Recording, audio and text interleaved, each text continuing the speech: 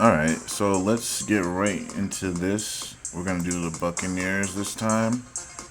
And tomorrow we'll do the Falcons. And we'll go from there. Where's my pen? I just lost my pen. Just had it a second. There it is. Alright, so here we go.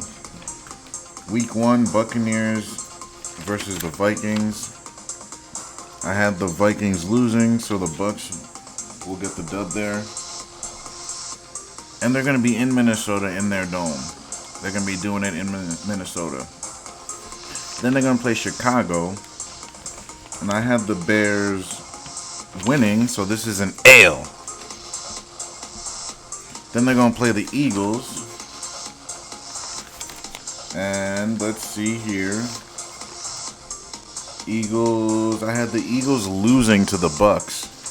So that's a W.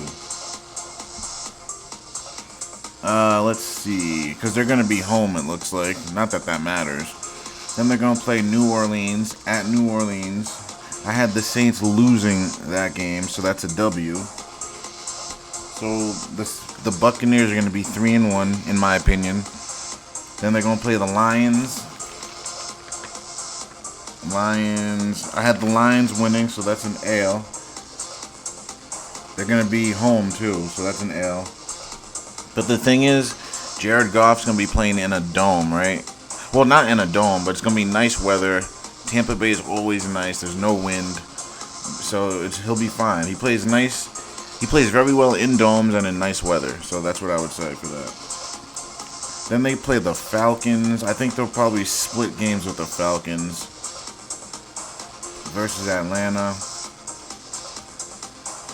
Because Atlanta... Let's look at Atlanta's team one more time, because they're not as bad as what people think. They have players, guys. They have players, and I think they're going to win some games. This division is going to be tighter this year than it was last year, in my opinion, because you have a lot of firepower, and then the rookie, he's going to make that Panthers team better. Like, everyone's thinking the Panthers are going to be horrible, which they might. But they're going to win some games just because their quarterback looks like he's that guy. Like, he's ready to go. So when you have a guy like that can take not-so-good players and turn them into better players, you know you have something there. That's what Brady did. That's what Jalen Hurts does. That's what Mahomes does. Mahomes, it doesn't matter who his receivers are.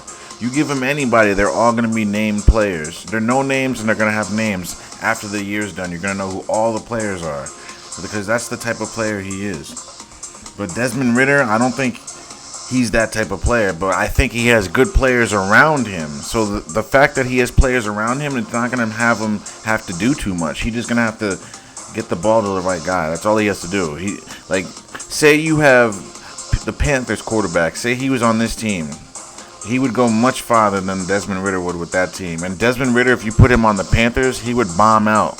Because he's not that type of quarterback. So that's what I'm saying here. He's the type of guy that if you put players around him, he can do well. So it's going to be up to these players to show up and show out. Which they should be able to because they got players. Mainly Kyle Pitts and Drake London. Those two boys are 6'5", 6'6". And then they got Mac Hollins, who also is 6'5", guys. So they got literally a basketball team over here. Scotty Miller's a speedy guy. They stole him from the Bucks. They got Calais Campbell. Lorenzo Cardo's alright. Bud Dupree's pretty damn good. Terrell's alright. Jesse Bates is really good. Jeff Okuda is terrible. He's from the Lions. There's a reason the Lions let him go. He's not that good, guys. He was a rookie last year, or maybe 2 years ago. So you usually don't let a rookie or 2-year corner go unless he's complete ass. Which he is. So teams are going to be picking on this guy unless they have a whole different scheme that, fits him and he doesn't fall on his face as much, but I highly doubt it. So I'm going to give the first one to the Buccaneers at home. Then they're going to play the Bills. I got to check the Bills out. Did the Bills win? I got the Bills beating the Bucks. And they're going to be at Buffalo, so that's an L. Then they play the Texans. I'm pretty sure I have the Texans losing. Let's double check. Texans against the Bucks. That's an L. So that's a W for them. Then the Titans. I think the Titans can beat them. Titans, Bucks. I have the Titans winning, so that's an L. Because think about it. The way the Titans play, they run the ball and play defense. So, but like everyone's gonna pick the Bucks to win that game, but Baker's gonna struggle against that defense, and they're gonna keep him on the sideline for long stretches. So he's gonna be cold. He's gonna have a lot of cold starts, and probably coming from behind with a lot less time on the clock. So it's gonna be a pressure game. Like I understand what the Titans are trying to do. That's real hard-nosed football the way they play. People just don't understand it. They think it's only about passing. Oh, if you don't score all these points, you can't win. Like no, bro. The Titans have shown us for the last 5 years you don't need a high-powered offense to win and get to the playoffs. You just got to be able to play defense, chew the clock, and have an effective run game. That's what you need. That's it. If you can do those things, you don't need a great quarterback or any of this other stuff. That being said, they're going to play the 49ers in Week 11 at the 49ers. I don't know, man. I think the 49ers are going to be good, but, like, the thing is, like, how long? Their window is closing, guys. San Fran, like, they can't be good forever. We're going to look at their roster because they got guys that are 29, 30. Their left tackle's, like, 36. Like, how much longer is this window going to be open for? You know what I'm saying? Like, I know they're good. We don't know if their quarterback's going to be healthy, and if he's not, we don't know who the quarterback's going to be, and if he's going to even be effective, and we don't know how long they're going to be in for. What if they start out 0-5, 0-6, and now Brock Purdy comes back? Like, so we don't, like, Brock, there's no way Brock's going to be there week 1, the way they were talking, unless this was all just a game. And what are they doing with this guy, Trey Lance? Like, I just don't get this team. You got decent running backs. Yeah, okay, you got Deebo Samuels. I'll give you that. Brandon Ayuk's okay. Jawan Jennings, okay. On any other team, are they even going to start on another team? I don't know. Deebo probably might, but I don't know if these other guys would. George Kittle starts on most teams. I'll give you that. Uchik starts on every team. I'll give you that. Trent, I don't know. There's a lot of left tackles out there. He's pretty damn good, though. I'll give you that. Brendel is okay. Banks is eh. Buford is eh. McKivitz is eh. So, like, their O-line is, it's okay. They got a great left tackle. I'll give you that. So, like, I don't know. I just don't know if this team's as good as people think they are. Like, they're okay. They're good. They're a good team. But they showed us in the playoff, once their quarterback goes down, who are they? That's like, this team is so quarterback driven. Like, if their quarterback doesn't play well, they're not gonna be that good. That's the only thing. That's why I'm a little, like, I'm pausing a little bit, because now teams have an entire offseason to look at Brock Purdy and look at what he was doing and what made him so successful, and they're gonna take that away. They're gonna make him play left-handed. So if you think that Brock Purdy is gonna come in this year and go in 10-0, 11-0 again like it's easy, you got something else coming, and you don't know the NFL, you don't know the bets, and you don't know how this shit works. It ain't gonna go down like that. He's gonna have some growing pains this year. He ain't gonna be, hey, dare I say, that playoff game might be a microcosm of what is to come. Who knows? I don't wish that upon him, but who knows? Maybe they're showing us that playoff game to show us this is what's gonna happen when he comes back. So we're gonna have to stay tuned for that, guys. But their D-line, they stole Javon Hargrave. I'll give you that. Eric Armstead's still there. Nick Bosa. So they're still good on their D-line. Linebackers, they still got Fred Warner. Greenlaw's still there. DBs, I don't know who this Linear guy is. Hufunga's been there. Gibson, I don't know if Gibson was there, though, but he's been around the league for a while. Travaris Ward was there. So their defensive backs are whatever, you know what I mean? They're always just Their D-line is usually what carries them, and then Fred Warner. But I don't know, guys. If anything, the Eagles showed how you can attack this team, man. So I just don't know. I kind of want to give this to the Buccaneers just because they have the capability to put points up against this team, and they have a defense that can slow them down as well. So it's gonna be a 4 o'clock game. I'm gonna give this to the Bucks, guys. All right, now they go to Indianapolis and play the Colts. In this game, this is gonna be a good game. I think realistically, you're gonna see the bets are gonna go all for the Buccaneers, and then the Colts are gonna end up winning this game.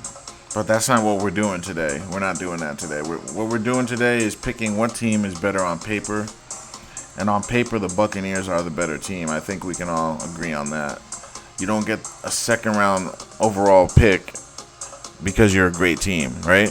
I think, right? Can we agree on that? What they weren't second, right? They were third. But either way, if you get a top 5 pick and you earn that pick and it wasn't through a trade, it means your roster isn't that good. Might mean you need to make a few moves here and there, mainly quarterback, which they do have, but they don't even have him starting. So there's that. So I'm gonna go with the Buccaneers, only because of what I just said. But obviously, come week 12, I'm going to have a program, obviously on Patreon, and we're going to do our generic thing that we do during the week. But my Patreon guys are going to get that whole breakdown for every single team for that week, for bets and whatnot. So we're going to do that the same as always. Other than that, though, next game against the Panthers, they're going to be at home. I'm going to take the Panthers. I think the Panthers win this game. Because you got to think divisional games are different, man. And I think the Panthers have a better quarterback. Even though the Bucks have a better team, more players, I know, on offense especially. But I think by week 13, the Panthers quarterback, that young man's going to really come into form. He's going to have his feet under him. I think he's going to understand the league by then. I think he'll struggle the first few weeks, but then he'll understand the speed and he'll be amazing, I think. I think he's going to be just fine. And then this is the part of the schedule where I think the Buccaneers are going to start to slow down. Starts to get cold. They're in that warm weather, comfortable all the time, right? Now it's going to start to get cold. Now you get stunned by the Carolina Panthers in December. But it's not cold yet down there, but it's still, the temperatures are going to be dropping a little bit. Then you go to Atlanta in the Dome.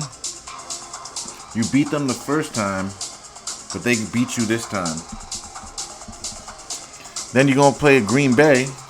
Let me go check what Green Bay did to you, or what you did to them. Packers, where are you? Whoops. Packers, what'd they do to them?